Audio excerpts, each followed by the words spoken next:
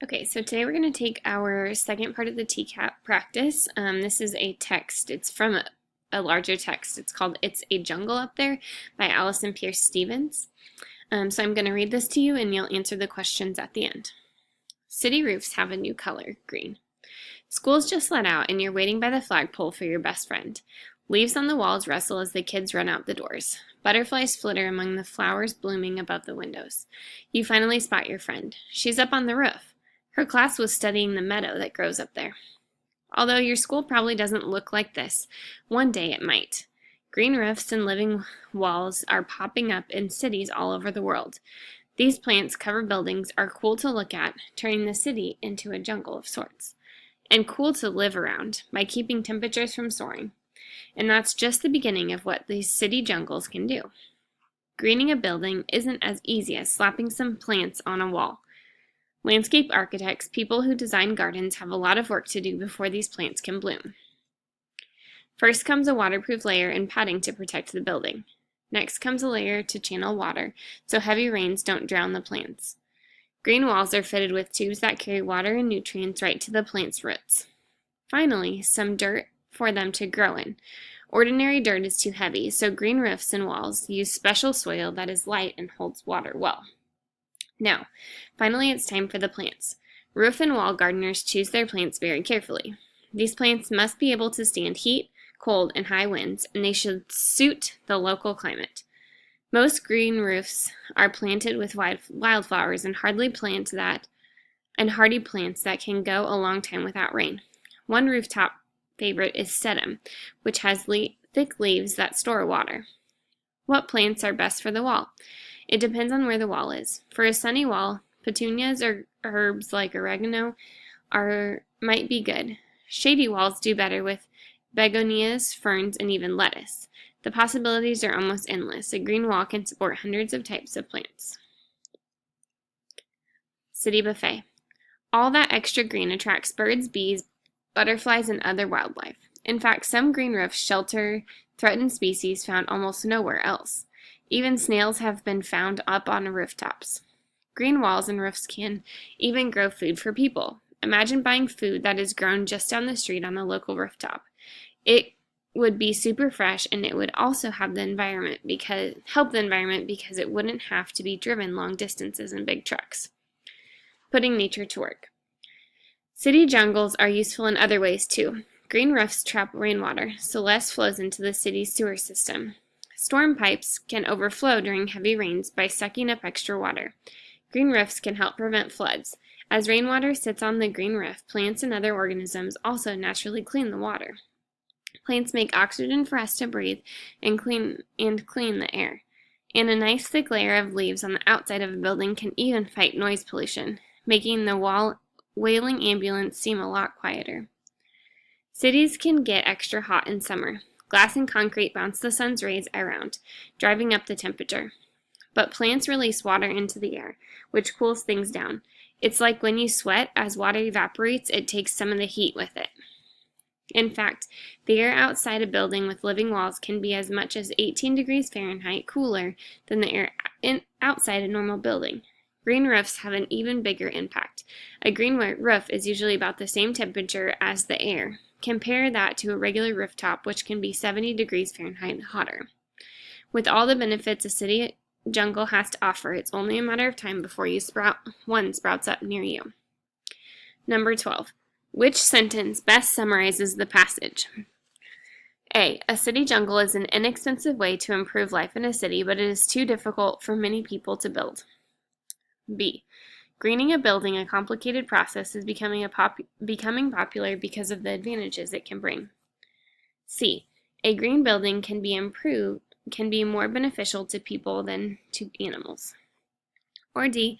A city jungle can improve the environment by cleaning the air and providing a home to threatening species. Remember to pause the video if you need to go back and check the answers in the text. Number 13. Select two main ideas from the passage. Okay, so you're going to select two here, remember. So bubble in two of them. A. There are many steps in greening a building. B. Flowers are planted on green roofs. C. Herbs grow well on sunny walls. D. Snails have been found on roofs. E. Green roofs are useful in several ways. Or F. Students enjoy studying rooftop gardens. Remember, the main idea is what the story is all about. So all of those are from the text. Choose the two that are what the whole story is about, not just a detail. Number 14. The following item has two parts. Part A, answer Part A, and then answer Part B. Part A. What does to channel mean as it is used in paragraph 4? To build up, to mix, C, to take away, or D, to change. Go back into paragraph 4, put each of those into the parts, and see if you can figure out which one would be correct. 15, Part B. Which phrase best supports the answer to Part A? Okay, so look at your answer for number 14 and find which one is best supported with the following quotes. A. Padding to protect the building. B. So heavy rains don't drown the plants. C. Walls are fitted with tubes that carry water. And D. That is light and holds water well. Number 16. What is the relationship between a landscape architect and a roof and wall gardener?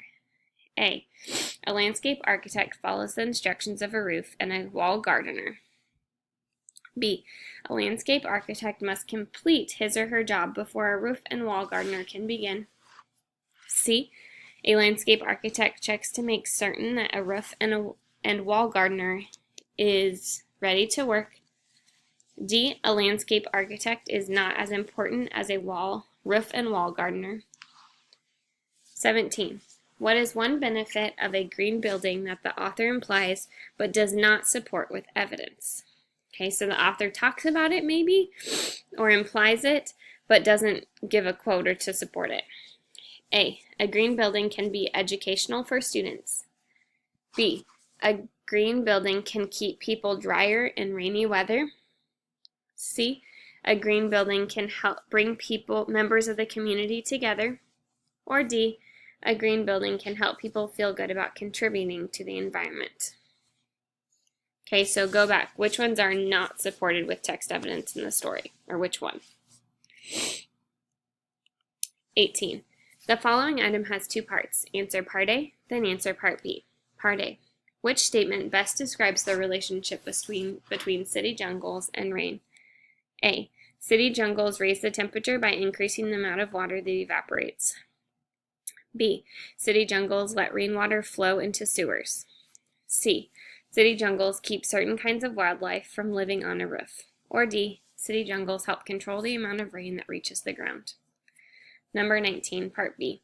Which statement from the passage best supports the answer to Part A? A. Green walls are fitted with tubes that carry water and nutrients right to the plant's roots. B. The possibilities are endless. A green wall can support hundreds of types of plants. C. Storm pipes can overflow during heavy rains. By soaking up extra water, green roofs can help prevent floods. Or D. A green roof is usually about the same temperature as the air. Okay, so look back to number 18. Which quote helps support that answer you chose for number 18? Number 20. The following item has two parts. Answer Part A, then answer Part B. Part A. Which detail does the author use to show one effect of a green building on cities? A. Green buildings can help keep buildings warm. B. Green buildings can help keep pests from invading buildings. C. Green buildings can prevent water from collecting on roofs. And D. Green buildings can help regulate the temperature. 21. Part B. Which statement from the passage best supports the answer to Part A? A. Green roofs are fitted with tubes that carry water and nutrients right to the plant's roots. B.